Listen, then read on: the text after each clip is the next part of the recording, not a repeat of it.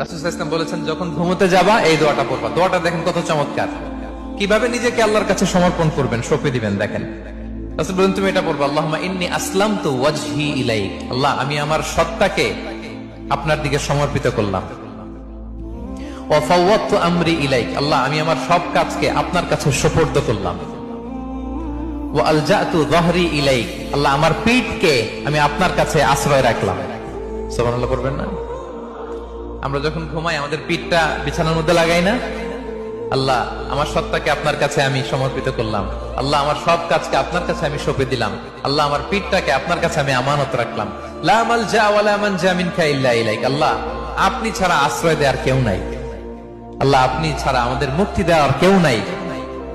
আল্লাহ, আপনি যে রাসূল পাঠিয়েছেন সে রাসূলের প্রতি আমি ঈমান আনলাম।